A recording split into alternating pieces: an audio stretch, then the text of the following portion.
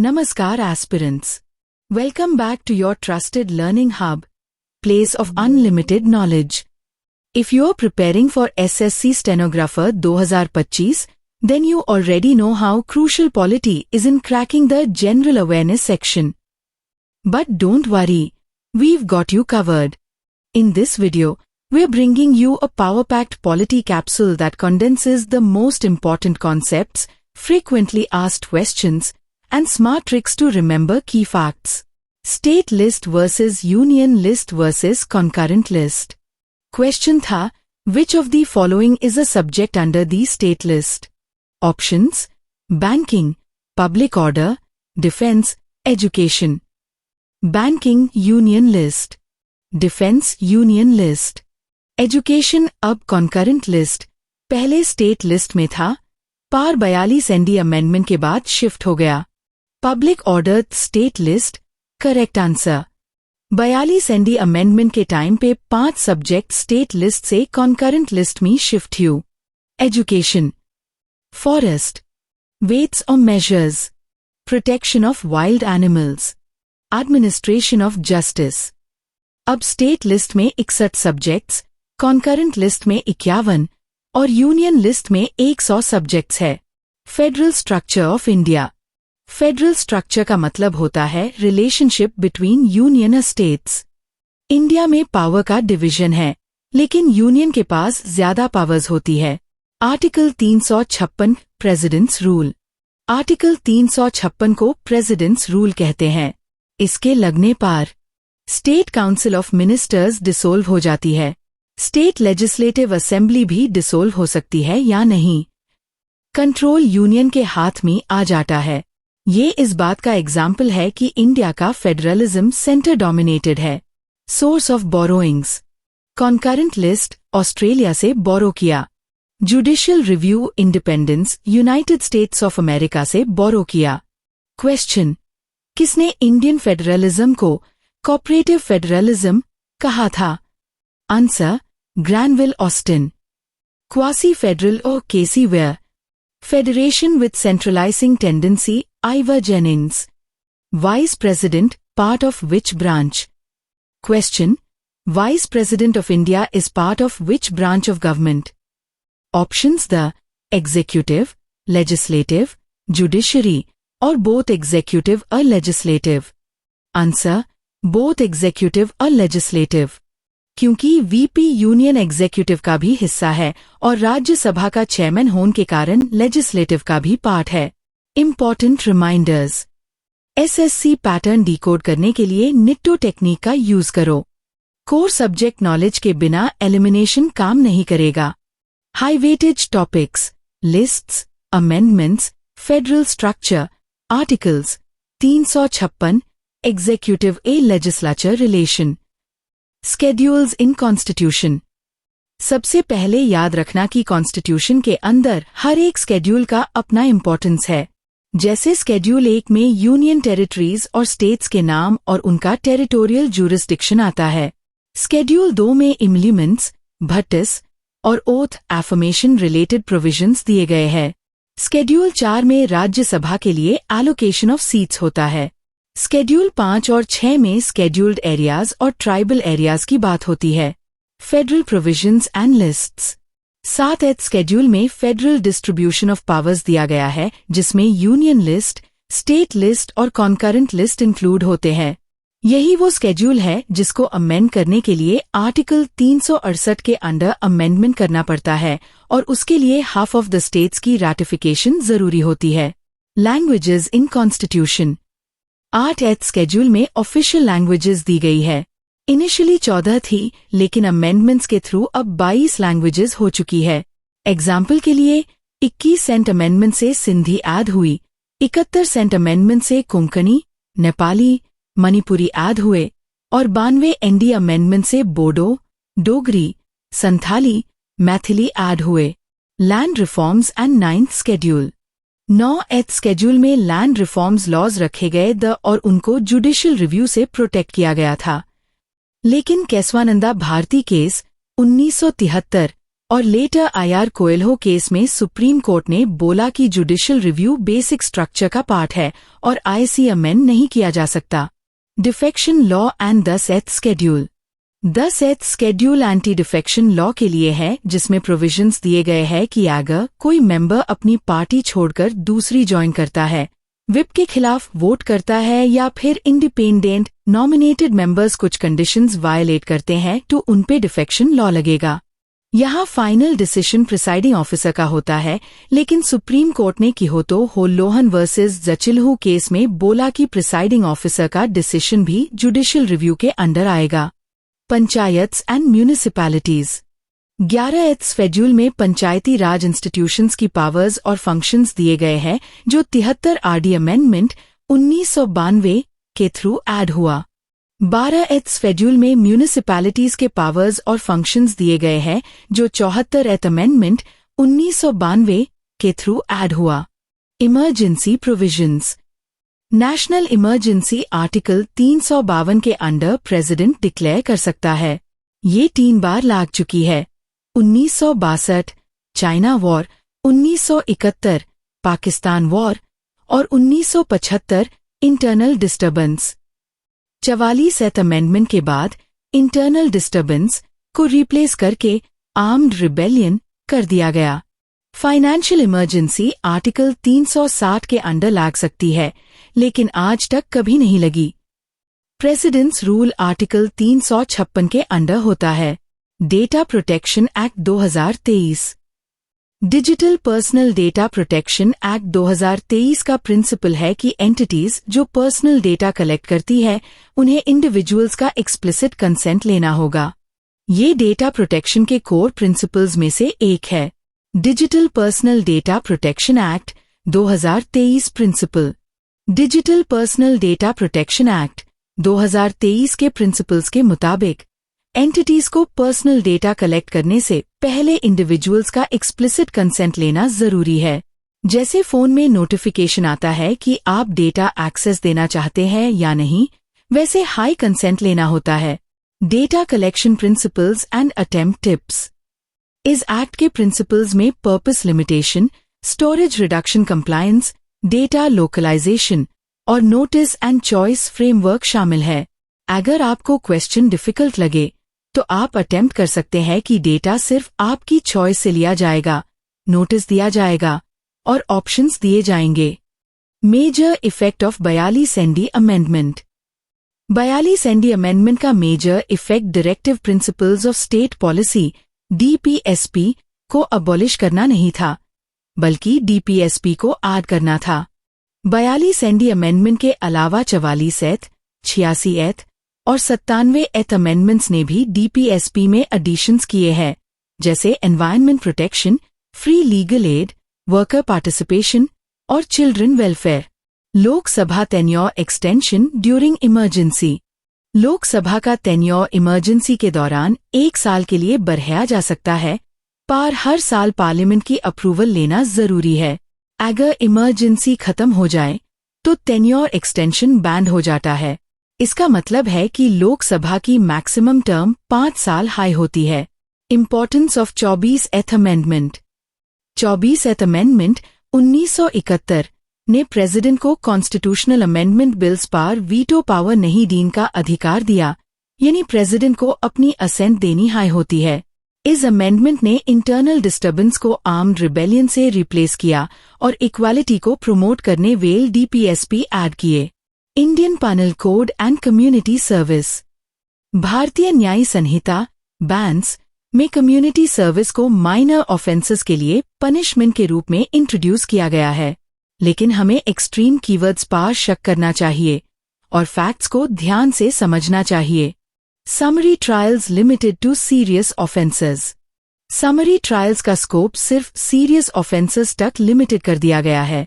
ये नया रूल है जिसमें सिर्फ सीरियस क्राइम्स के लिए समरी ट्रायल हो सकता है, बाकी ऑफेंसेस के लिए नहीं। Understanding extreme keywords in exams. Exam में एक्सट्रीम कीवर्ड्स जैसे ओनली, ऑलवेज, नेवर गलत होने के चांसेस ज्यादा होते हैं। आपको नॉलेज के साथ साथ एलिमिनेशन टेक्निक, निट्टो यूज करनी चाहिए ताकि सही जवाब मिल सके। Indian federalism features. Indian federalism की खसियात independent judiciary, written constitution, single citizenship और डिवीजन ऑफ पावर्स है। रिटन कॉन्स्टिट्यूशन का मतलब है कि कॉन्स्टिट्यूशन कॉडिफाइड है और अमेंड करना मुश्किल होता है। इंडिया में स्ट्रिक्ट सेपरेशन ऑफ पावर्स नहीं है, बल्कि डिवीजन ऑफ पावर्स है। Division of powers and separation of powers. Government के 3 ऑर्गन्स होते हैं, लेजिस्लेटिव, विधायिका, एग्जीक्यूटिव, कार्यपालिका और जुडिशरी, न्यायपालिका। इनके बीच पावर का डिवीजन होता है, लेकिन इंडिया में स्ट्रिक्ट सेपरेशन नहीं है। आर्टिकल 142 के तहत जुडिशरी कंप्लीट जस्टिस डिलीवर करती है, जिसे जुडिशियल ओवररीच कहा जाता है। Legislative powers and lottery. Parliament के पास एक्सक्लूसिव पावर है लॉटरीज पार लेजिस्लेशन करने की, जो सेंट्रल और स्टेट दोनों गवर्नमेंट्स कंडक्ट कर सकती है। अगर क्वेश्चन में डाउट हो तो क्वेश्चन मार्क लगाकर आगे ऑप्शंस एलिमिनेट करने का स्कोप ढूंढना चाहिए। Cooperative societies and legislative lists. Cooperative societies के मैटर्स जनरली स्टेट लिस्ट में आते हैं, न कि यूनियन या कॉन्करेंट लिस्ट में।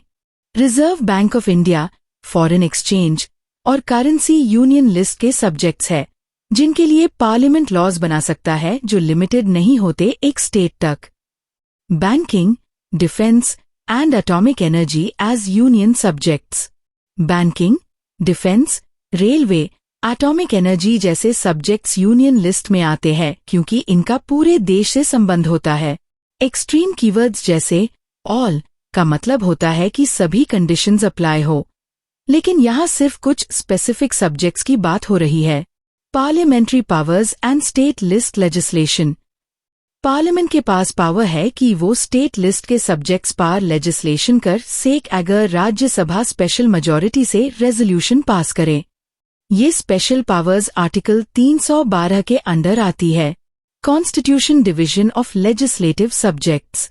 इंडियन कॉन्स्टिट्यूशन लेजिस्लेटिव सब्जेक्ट्स को 3 लिस्ट्स में डिवाइड करता है, यूनियन लिस्ट, स्टेट लिस्ट और concurrent list. Protection of wild animals and birds को 42 एनडी अमेंडमेंट के थ्रू स्टेट लिस्ट से कॉन्करेंट लिस्ट में ट्रांसफर किया गया। Concurrent list legislation authority. Concurrent list में पार्लियामेंट और स्टेट लेजिस्लेचर दोनों लॉज बना सकते हैं, लेकिन अगर दोनों ने लॉ बनाया तो पार्लियामेंट का लॉ प्रिवेल करेगा। Transfer of subjects to concurrent list. Wild animals और बर्ड्स के प्रोटेक्शन का सब्जेक्ट पहले स्टेट लिस्ट में था, लेकिन 42 एनडी अमेंडमेंट एक्ट के थ्रू आईसी कॉन्करेंट लिस्ट में ट्रांसफर कर दिया गया। कॉन्करेंट लिस्ट के सब्जेक्ट्स पर पार्लियामेंट और स्टेट लेजिस्लेचर दोनों लॉ बना सकते हैं, लेकिन अगर दोनों के लॉज में कॉन्फ्लिक्ट हो जाए तो पार्लियामेंट का लॉ प्रिवेल करेगा। भारतीय नागरिक सुरक्षा संहिता 2023। बीएनएसएस 2023 ने सीआरपीसी को रिप्लेस किया है। इसका मेन एम है जुडिशरी सिस्टम में टेक्नोलॉजी इंटीग्रेट करना, जिससे केस पेंडेंसी कम हो और जस्टिस एक्सेसिबल हो। इसमें ई फाइलिंग और वर्चुअल ट्रायल प्रमोट किया गया है ताकि जस्टिस डिलीवरी फास्ट हो सेक और अननेसेसरी डिलेस को अवॉइड किया जा सेक। University grants commission 1956। यूजीसी का एस्टैब्लिशमेंट 1956 में हुआ था, जिसका main role higher education institutions को रेगुलेट करना, उन्हें ग्रांट्स देना और स्टैंडर्ड्स मेंटेन करना था। इसका एग्रीकल्चर, ट्रेड या इंडस्ट्री से डायरेक्ट रिलेशन नहीं है। पंचायती राज सिस्टम। 73 आरडी अमेंडमेंट के थ्रू पंचायती राज सिस्टम को कॉन्स्टिट्यूशनल स्टेटस दिया गया। ये 3 टियर स्ट्रक्चर है, जिसमें विलेज लेवल पर ग्राम पंचायत, इंटरमीडिएट लेवल पर पंचायत समिति और डिस्ट्रिक्ट लेवल पर जिला परिषद आता है। जहां पॉपुलेशन 20 लाख से कम हो वहां इंटरमीडिएट लेवल का सेटअप कंपलसरी नहीं है। ग्राम सभा सबसे बेसिक बॉडी है, जिसमें विलेज के सभी लोग जिनके नाम इलेक्टोरल रोल में होते हैं वो मेंबर्स होते हैं। Important committees on Panchayati Raj.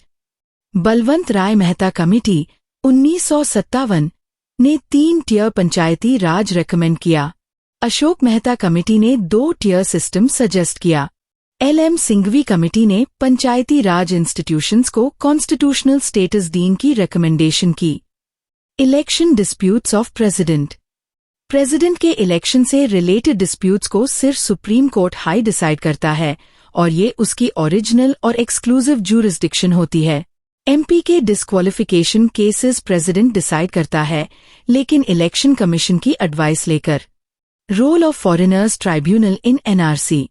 Foreigners tribunal का रोल है इलीगल माइग्रेंट्स को डिपोर्ट करना और आन इंडिविजुअल्स के सिटीजनशिप क्लेम्स वेरीफाई करना जो एनआरसी लिस्ट से एक्सक्लूड हो गए हैं। ट्राइब्यूनल बेसिकली डिस्प्यूट सेटल करता है जो नेशनैलिटी से रिलेटेड होते हैं। Sixth schedule areas. Sixth schedule के अंडर नॉर्थ ईस्टर्न स्टेट्स के कुछ एरियाज गवर्न होते हैं, जैसे असम, त्रिपुरा, मेघालय और Mizoram. Punishment under POCSO act. POCSO act 2012 का मेन ऑब्जेक्टिव है चिल्ड्रन को सेक्सुअल ऑफेंसेस से प्रोटेक्ट करना। अगर कोई किसी को ऑफेंस कमिट करने के लिए इंस्टिगेट करे तो उससे सैम पनिशमेंट मिलेगी जो एक्चुअल ऑफेंस के लिए होती है। इसमें कम्युनिटी सर्विस या हाफ पनिशमेंट का कॉन्सेप्ट नहीं है क्योंकि ये ग्रेव ऑफेंस माना जाता है। All India services creation.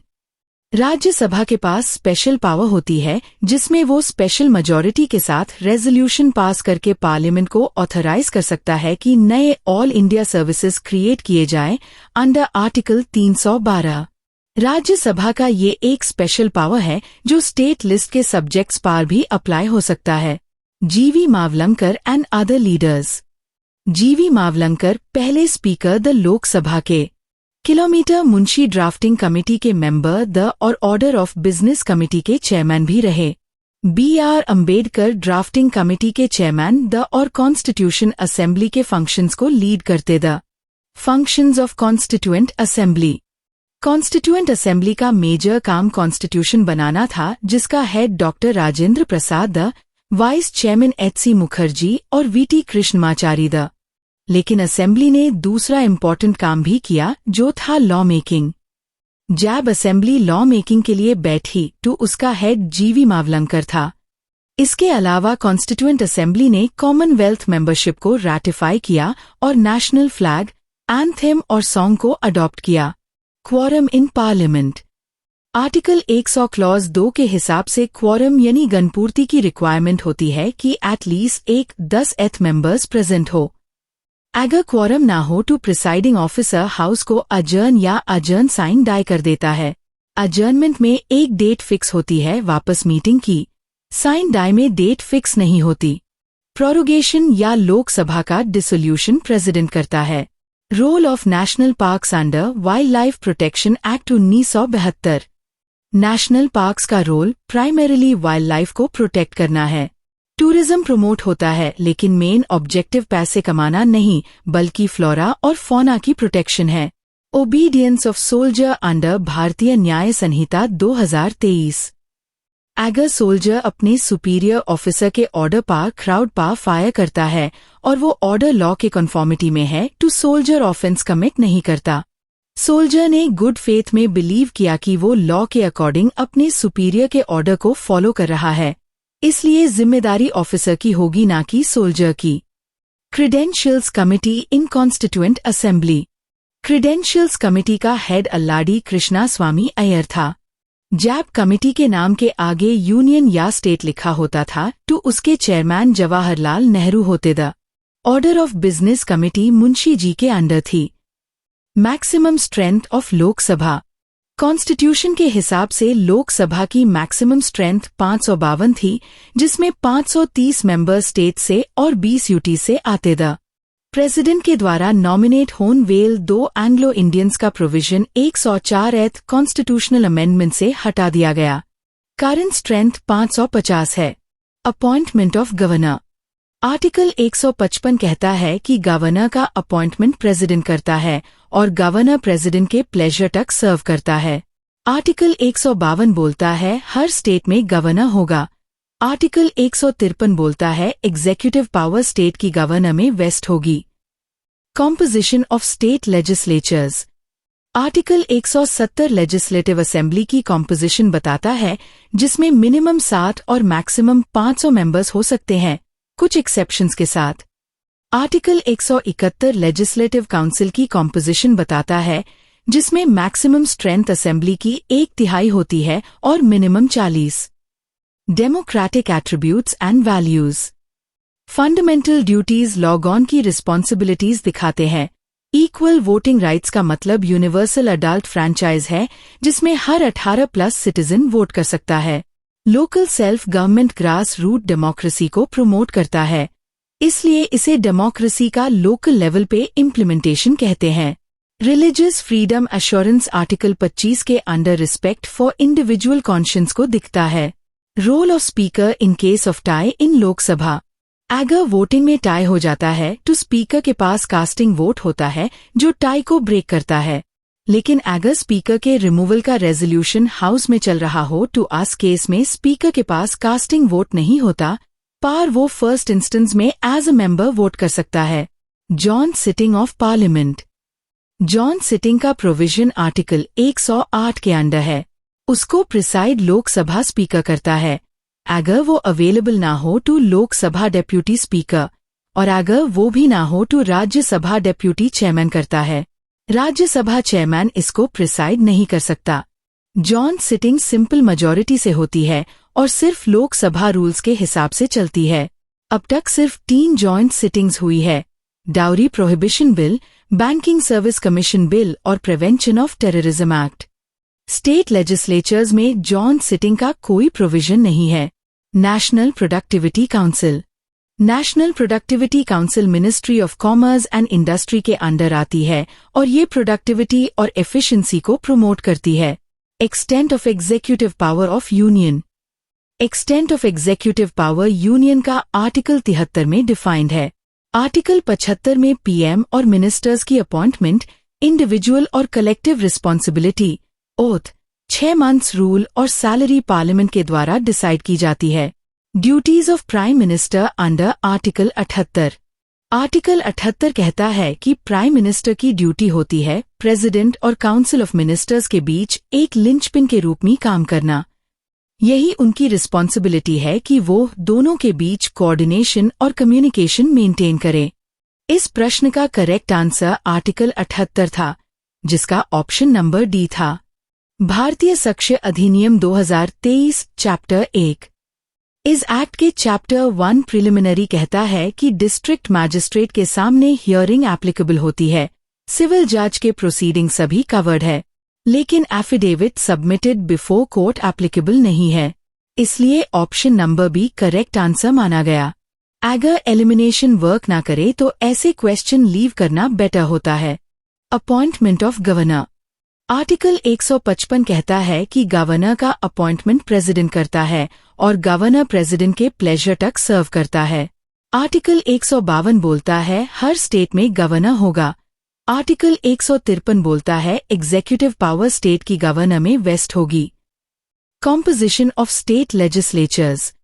Article 170 legislative assembly की कॉम्पोजिशन बताता है, जिसमें मिनिमम 60 और मैक्सिमम 500 मेंबर्स हो सकते हैं, कुछ एक्सेप्शंस के साथ।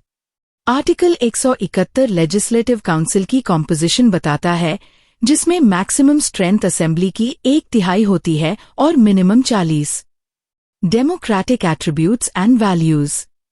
फंडामेंटल ड्यूटीज लॉग ऑन की रिस्पॉन्सिबिलिटीज दिखाते हैं। इक्वल वोटिंग राइट्स का मतलब यूनिवर्सल अडल्ट फ्रैंचाइज है जिसमें हर 18+ सिटीजन वोट कर सकता है। Local self government grass root democracy को प्रमोट करता है, इसलिए इसे डेमोक्रेसी का लोकल लेवल पे इम्प्लीमेंटेशन कहते हैं। रिलीजियस फ्रीडम एश्योरेंस आर्टिकल 25 के under respect for individual conscience को दिखता है। Role of speaker in case of tie in Lok Sabha. अगर वोटिंग में टाई हो जाता है तो स्पीकर के पास कास्टिंग वोट होता है जो टाई को ब्रेक करता है, लेकिन अगर स्पीकर के रिमूवल का रेजोल्यूशन हाउस में चल रहा हो तो उस केस में स्पीकर के पास कास्टिंग वोट नहीं होता, पर वो फर्स्ट इंस्टेंस में एज अ मेंबर वोट कर सकता है। Joint sitting of parliament. Joint sitting का प्रोविजन आर्टिकल 108 के अंडर है। उसको प्रिसाइड लोकसभा स्पीकर करता है। अगर वो अवेलेबल ना हो तो लोकसभा डेप्यूटी स्पीकर, और अगर वो भी ना हो तो राज्यसभा डेप्यूटी चेयरमैन करता है। राज्यसभा चेयरमैन इसको प्रिसाइड नहीं कर सकता। जॉइंट सिटिंग सिंपल मेजॉरिटी से होती है और सिर्फ लोकसभा रूल्स के हिसाब से चलती है। अब तक सिर्फ 3 जॉइंट सिटिंग्स हुई है: dowry prohibition bill, banking service commission bill और prevention of terrorism act. State legislatures में जॉन सिटिंग का कोई प्रोविजन नहीं है। National productivity council. National productivity council ministry of commerce and industry के अंडर आती है और ये प्रोडक्टिविटी और एफिशिएंसी को प्रमोट करती है। Extent of executive power of union. Extent of executive power union का आर्टिकल 73 में डिफाइंड है। आर्टिकल 75 में पीएम और मिनिस्टर्स की अपॉइंटमेंट, इंडिविजुअल और collective responsibility, oath, 6 months rule और सैलरी पार्लियामेंट के द्वारा डिसाइड की जाती है। Duties of prime minister under article 78। Article 78 कहता है कि प्राइम मिनिस्टर की ड्यूटी होती है प्रेसिडेंट और काउंसिल ऑफ मिनिस्टर्स के बीच एक लिंचपिन के रूप में काम करना। यही उनकी रिस्पॉन्सिबिलिटी है कि वो दोनों के बीच कोऑर्डिनेशन और कम्युनिकेशन मेंटेन करें। इस प्रश्न का करेक्ट आंसर आर्टिकल 78 था, जिसका ऑप्शन नंबर डी था। भारतीय साक्ष्य अधिनियम 2023 चक state and concurrent list. Land और एग्रीकल्चर हमेशा स्टेट लिस्ट में आता है। इसी तरह हेल्थ, पुलिस भी स्टेट लिस्ट सब्जेक्ट्स है। मैरिज लॉज और अडॉप्शन कॉन्करेंट लिस्ट में रखे गए हैं क्योंकि पार्लियामेंट और स्टेट दोनों इस पर लॉ बना सकते हैं। इसीलिए डिस्प्यूट्स जैसे इंडस्ट्रियल डिस्प्यूट्स भी कॉन्करेंट लिस्ट में इंक्लूडेड होते हैं। Medical termination of pregnancy act 2021। इस एक्ट ने लीगल अबॉर्शन फ्रेमवर्क को एक्सटेंड किया है। रॉन्ग ऑप्शंस में एक्सट्रीम कीवर्ड्स द जैसे only married women, solely on health care provider discretion और legal for all pregnancies up to 30 weeks. Correct answer था ऑप्शन अ, जो मॉडरेट और रियलिस्टिक फ्रेमवर्क को डिफाइन करता है। New criminal laws. नए क्रिमिनल लॉज का उद्देश्य ब्रिटिश एरा के कानून को रिप्लेस करके जस्टिस, लेबर और सिटीजन राइट्स पर फोकस करना है, ना कि पॉलिटिकल एडवांटेज, रिलीजियस गवर्नेंस या कॉर्पोरेट लॉज पर। इस क्वेश्चन का करेक्ट आंसर था ऑप्शन डी आ जस्टिस, लेबर और सिटीजन राइट्स। प्राइमरी एविडेंस भारतीय साक्ष्य अधिनियम 2023। चैप्टर 5 कहता है कि counter part document executed by one of the parties primary evidence के रूप में क्वालिफाई करता है। फोटोकॉपी या टाइप्ड कॉपी प्राइमरी एविडेंस नहीं मानी जाती। इस प्रश्न का करेक्ट आंसर ऑप्शन था। Power to amend union state power distribution. Union और स्टेट के पावर्स का डिस्ट्रीब्यूशन 7th शेड्यूल में दिया गया है। अगर इसमें अमेंडमेंट करना हो तो पार्लियामेंट आर्टिकल 368 के अंडर अमेंडमेंट ला सकती है, लेकिन इसके लिए at least half of the states का रैटिफिकेशन भी जरूरी होता है। सिंपल मेजॉरिटी से काम नहीं चलेगा। All India services control.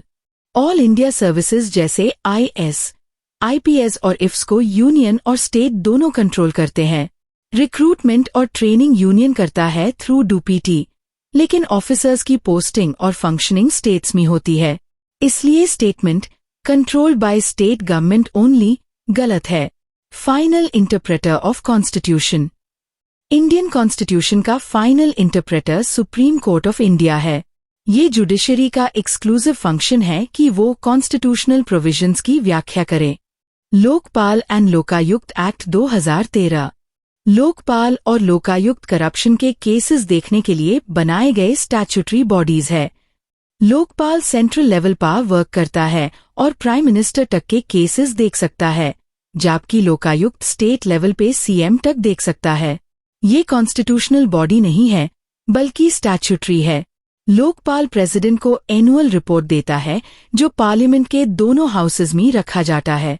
Correct answer option था। Mob lynching punishment under new laws. BNS के तहत मॉब लिंचिंग एक सीरियस क्राइम माना गया है। इसके लिए पनिशमेंट सिर्फ हाउस अरेस्ट या फाइन नहीं है। करेक्ट पनिशमेंट लाइफ इम्प्रिजनमेंट है। इस प्रश्न का आंसर ऑप्शन सी था। Constitutional interpretation and basic structure doctrine. Basic structure doctrine कहता है कि कॉन्स्टिट्यूशन के बेसिक फीचर्स अमेंड नहीं किए जा सकते, चाहे आर्टिकल 368 के अंडर अमेंडमेंट का प्रोसेस फॉलो किया हो। बेसिक स्ट्रक्चर एक्सप्लिसिटली कॉन्स्टिट्यूशन में डिफाइन नहीं है। ये सुप्रीम कोर्ट के जुडिशियल इंटरप्रिटेशन से डेवलप हुआ है। Basic structure doctrine. Basic structure constitution में कहीं डिफाइन नहीं है। ये डॉक्ट्रिन सुप्रीम कोर्ट ने केशवानंदा भारती केस 1973 में लाई थी ताकि फंडामेंटल फीचर्स ऑफ कॉन्स्टिट्यूशन को प्रोटेक्ट किया जा सके। पार्लियामेंट अमेंडमेंट्स प्रपोज कर सकती है, लेकिन अगर वो बेसिक स्ट्रक्चर को डैमेज करती है तो जुडिशरी उसको स्ट्राइक डाउन कर सकती है। इसलिए बेसिक स्ट्रक्चर एक जुडिशियल इनोवेशन है, कॉन्स्टिट्यूशन का रिटन पार्ट नहीं। Right to education. Right to education को 86 कॉन्स्टिट्यूशनल अमेंडमेंट एक्ट के थ्रू फंडामेंटल राइट बनाया गया। ये आर्टिकल 21 में मेंशन है, जहां 6 से 14 साल तक के बच्चों को फ्री एंड कंपल्सरी एजुकेशन देना मैंडेटरी है। BNS 2023 और trial of offences. Section 21 of भारतीय नागरिक सुरक्षा संहिता 2023 के मुताबिक सेक्शन 64 to 71 के ऑफेंसेस का ट्रायल कैसे होगा, इस पर कंफ्यूजन होता है। एक्सट्रीम ऑप्शंस जैसे कि सिर्फ हाई कोर्ट में मेल जज के सामने या सिर्फ एग्जीक्यूटिव मैजिस्ट्रेट के सामने ट्रायल होना अनरियलिस्टिक है। सही स्टेटमेंट है कि ये trials as far as practicable women जज के अंडर प्रिसाइड होने चाहिए ताकि जेंडर जस्टिस को प्रमोट किया जा सके। FCRA foreign contribution regulation act. FCRA के अंडर रजिस्ट्रेशन के लिए एलिजिबल एंटिटीज है। सेक्शन 8 कंपनीज, ट्रस्ट्स और सोसाइटीज। पॉलिटिकल पार्टीज या गवर्नमेंट डिपार्टमेंट्स FCRA के अंडर डायरेक्टली रजिस्टर नहीं होते। इसका मेन उद्देश्य है कि फॉरेन कंट्रीब्यूशंस रेगुलेटेड और ट्रांसपेरेंट हो। Advisory committee on fundamental rights. Constituent assembly में जो advisory committee on fundamental rights, minorities and excluded areas थी, उसके chairman Sardar Vallabh Bhai Patel the. POCSO act time limit. POCSO act के अंडर ट्रायल कंप्लीट करने की maximum time limit 1 साल है। ये इंश्योर करता है कि बच्चों के ऑफेंसेस के केसेस में स्पीडी जस्टिस प्रोवाइड हो। गवर्नर की डिस्क्रेशनरी पावर। गवर्नर के पास एक डिस्क्रेशनरी पावर होती है जिसमें वो स्टेट लेजिस्लेचर से पास हुआ बिल प्रेसिडेंट के कंसिडरेशन के लिए रिजर्व कर सकता है। Recent Tamil Nadu v governor case में सुप्रीम कोर्ट ने क्लैरिफाई किया कि गवर्नर इंडेफिनिट डिले नहीं कर सकता, उसको एक फिक्स टाइम लिमिट के अंदर एक्शन लेना हाई होगा। High courts with multiple jurisdictions. India में कुछ हाई कोर्ट्स मल्टीपल स्टेट्स और यूटीज के लिए ज्यूरिसडिक्शन रखते हैं। जैसे गुवाहाटी हाई कोर्ट का ज्यूरिसडिक्शन असम के अलावा नागालैंड, मेघालय, त्रिपुरा, मिजोरम और अरुणाचल प्रदेश तक एक्सटेंड करता है। इसी तरह बॉम्बे हाई कोर्ट महाराष्ट्र के अलावा गोवा और दमन दीव का भी ज्यूरिसडिक्शन रखता है। Federal lists and concurrent list. 7th schedule में यूनियन लिस्ट, स्टेट लिस्ट और कॉन्करेंट लिस्ट डिफाइंड है। कॉन्करेंट लिस्ट पर दोनों स्टेट और यूनियन लेजिस्लेट कर सकते हैं, लेकिन अगर दोनों लॉज में कॉन्फ्लिक्ट हो जाए तो यूनियन लॉ प्रिवेल करता है। अगर स्टेट लॉ को प्रेसिडेंट की असेंट मिल जाए तो वो भी प्रिवेल कर सकता है। UCC uniform civil code challenges. Uniform civil code enforce करने में जुडिशियल और सोसाइटल चैलेंजेस है। सुप्रीम कोर्ट ने कभी यूनिफॉर्मली डिक्लेयर नहीं किया है कि UCC मैंडेटरी है अक्रॉस ऑल स्टेट्स। UCC अभी गोवा में पुराने पोर्चुगीज सिविल कोड के फॉर्म में लागू है और रीसेंट में उत्तराखंड ने भी उससे अपने लेजिस्लेटिव फ्रेमवर्क में अडॉप्ट किया है। इम्प्लीमेंटेशन में डाइवर्सिटी और रिलीजियस प्रैक्टिसेस मेजर चैलेंजेस है। भारतीय साक्ष्य अधिनियम evidence act. Indian evidence act का रिवाइज्ड फॉर्म भारतीय साक्ष्य अधिनियम है। इसमें डिजिटाइजेशन ऑफ एविडेंस इंट्रोड्यूस किया गया है।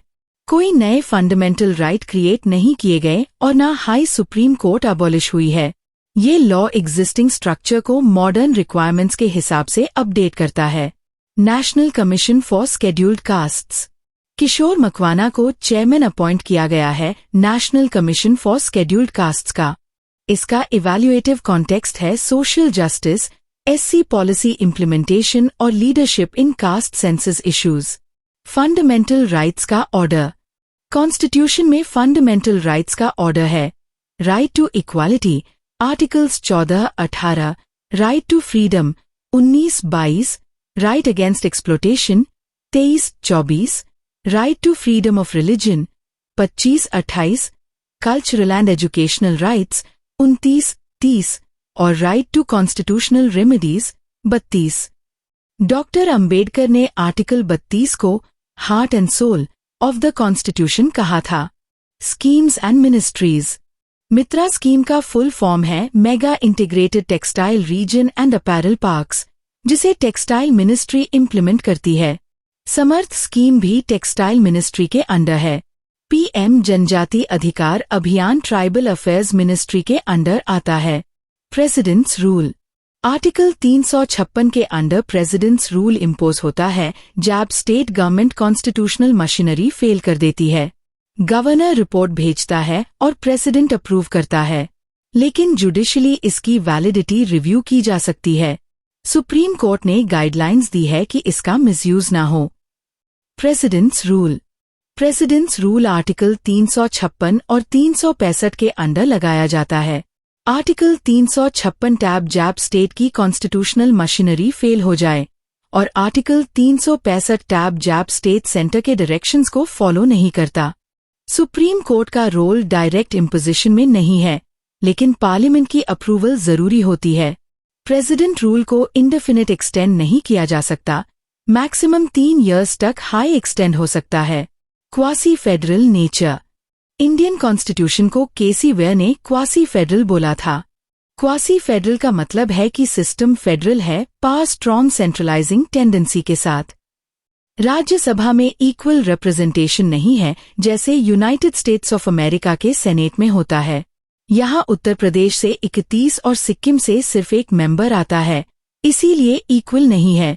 क्वासी फेडरल होने का मेन रीजन है स्ट्रॉन्ग सेंटर के पावर्स जैसे रेसिड्यूरी पावर्स, इमरजेंसी पावर्स और governor appointment. DPSP source. Directive principles of state policy DPSP Ireland से बोरो किया गया है। आयरलैंड के अलावा और भी चीज़ें बोरो हुई थी जैसे Rajya Sabha nomination, president election. United States of America से fundamental rights, judicial review, independence of judiciary और प्रियम्बल बोरो हुआ। यूके से सिंगल सिटीजनशिप, बाइकैमरल लेजिस्लेचर और प्रीरोगेटिव रिट्स लिए गए। कनाडा से रेसिड्यूरी पावर्स सेंटर में गवर्नर अपॉइंटमेंट और स्ट्रॉन्ग सेंटर बोरो हुआ। Electronic communication. इलेक्ट्रॉनिक कम्युनिकेशन का मतलब है कोई भी इंफॉर्मेशन जो इलेक्ट्रॉनिक डिवाइसेस के थ्रू ट्रांसमिट की जाती है। ये सिर्फ वीडियो कॉल या वर्बल मैसेज नहीं है, बल्कि phone call, text, audio, video सब इंक्लूडेड होते हैं। इसीलिए करेक्ट डेफिनेशन है any information transmitted using electronic devices like phones और computers. Uniform civil code UCC dilemma. UCC article 44 में दिया गया है, लेकिन आर्टिकल 25 जो रिलीजियस फ्रीडम देता है उसके साथ कॉन्फ्लिक्ट करता है। यूसीसी का मतलब है कि सबके लिए एक हाई सिविल लॉ होगा चाहे रिलीजन कुछ भी हो। ये डिलेमा है कि एक तरफ इक्वालिटी और सेक्युलर ईथोस मेंटेन करना है और दूसरी तरफ रिलीजियस प्रैक्टिसेस को प्रोटेक्ट करना है। इसी वजह से यूसीसी को इम्प्लीमेंट करने में कॉन्स्टिट्यूशनल डिलेमा होता है। फेडरलिज्म। इंडिया में फेडरलिज्म का मतलब है पावर का डिस्ट्रीब्यूशन सेंटर और स्टेट के बीच। इसीलिए कॉन्स्टिट्यूशन को क्वासी फेडरल कहा जाता है, जिसमें सेंटर के पास ज्यादा पावर्स है। प्रियम्बल। प्रियम्बल इंडिया को sovereign, socialist, secular, democratic Republic declare करता है। सोशलिस्ट, सेक्युलर और इंटेग्रिटी 42 एनडी अमेंडमेंट 1976 से ऐड किए गए। द लिबर्टी, इक्वालिटी और फ्रैटर्निटी के प्रिंसिपल्स फ्रांस से बोरो ह्यूदा और जस्टिस के प्रिंसिपल्स यूएसएसआर से। प्रियम्बल को इनिशियली बेरूबरी केस 1960 में नॉट अ पार्ट बोला गया था। पा केशवानंदा भारती केस 1973 में पार्ट ऑफ कॉन्स्टिट्यूशन और अमेंडेबल डिक्लेयर किया गया। Finance commission.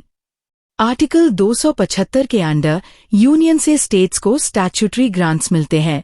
इन ग्रांट्स को रेकमेंड करने का काम फाइनेंस कमीशन करता है, जो आर्टिकल 280 के अंडर एस्टैब्लिश होता है।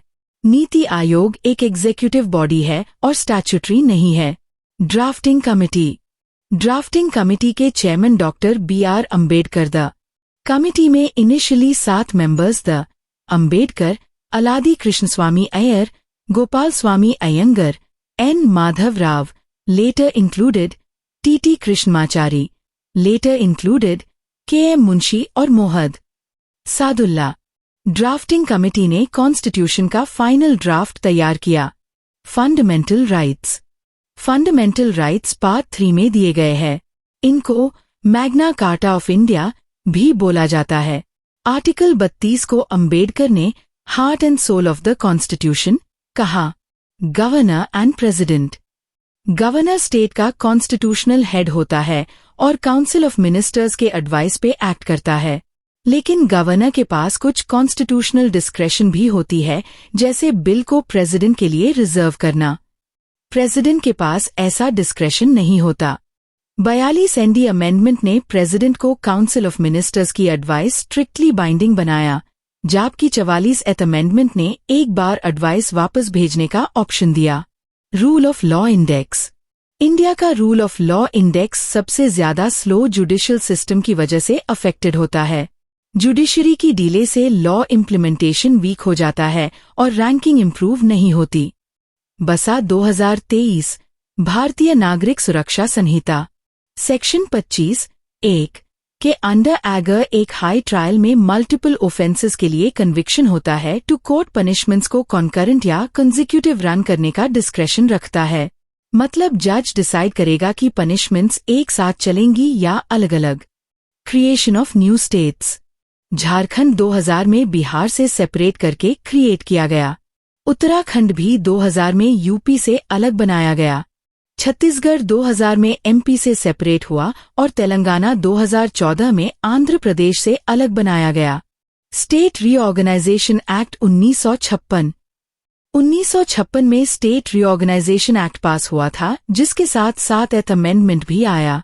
इसके लिए स्टेट रीऑर्गेनाइजेशन कमीशन बनाया गया था। State reorganisation commission. पहले धर कमीशन 1948 में बना, जिसका चेयरमैन SK धर था। उसने बोला स्टेट्स को एडमिनिस्ट्रेटिव कन्वीनियंस के बेस पे क्रिएट करना चाहिए, ना कि लिंग्विस्टिक बेसिस पे। उसके बाद JVP कमेटी आई, जवाहरलाल नेहरू, वल्लभ भाई पटेल, पट्टाभी सितार मैया, जिन्होंने भी वही बोला कि स्टेट्स को एडमिनिस्ट्रेटिव कन्वीनियंस के हिसाब से बनाया जाए। FIR फैजल अली कमीशन बना 1948 में, जिन्होंने बोला कि स्टेट्स लिंग्विस्टिक बेसिस पे बन सकते हैं, लेकिन one language one state theory को रिजेक्ट कर दिया। इसी कमीशन की रिकमेंडेशन पर 1956 का रीऑर्गेनाइजेशन एक्ट पास हुआ। Happiness index approach. क्वेश्चन था कि हैप्पीनेस इंडेक्स किस तरह का अप्रोच गवर्नेंस में एनकरेज करता है। इसका आंसर है सिटीजन सेंट्रिक अप्रोच, क्योंकि ये डायरेक्टली लॉग ऑन की खुशी से रिलेटेड है। First cabinet of independent India. Independent India के फर्स्ट कैबिनेट में होम मिनिस्टर सरदार वल्लभ भाई पटेल द राजेंद्र प्रसाद पहले प्रेसिडेंट बेन, इंटरिम गवर्नमेंट में फूड एंड एग्रीकल्चर मिनिस्टर द राजगोपालाचारी होम मिनिस्टर नहीं द Maulana Abul Kalam Azad first education minister बेन। फर्स्ट कैबिनेट की ओनली वुमन थी राजकुमारी अमृत कौर, जो हेल्थ मिनिस्टर बनी। External affairs minister Jawaharlal Nehru द railway minister John Mathai, labour minister बाबू जगजीवन राम और defence minister Baldev Singh the S. Jaishankar in Rajya Sabha. S. Jaishankar initially किसी हाउस के मेंबर नहीं द, लेकिन उनको मिनिस्टर बनाया गया और लेटर गुजरात विधानसभा के थ्रू राज्यसभा भेजा गया। Replacement of criminal procedure code 1973। Criminal procedure code 1973 को रिप्लेस किया गया भारतीय न्याय संहिता BNS, भारतीय नागरिक सुरक्षा संहिता BNSS और भारतीय साक्ष्य अधिनियम से। ये नए क्रिमिनल लॉ कोड्स 2023 में पास हुए। Original constitution of India. 26 नवंबर 1949 को जैब कॉन्स्टिट्यूशन अडॉप्ट हुआ था। टैब उसमें 395 आर्टिकल्स और 8 शेड्यूल्स द अभी के टाइम पे 12 स्केड्यूल्स है। ओथ एंड एफर्मेशन का डिटेल 3rd शेड्यूल में दिया हुआ है।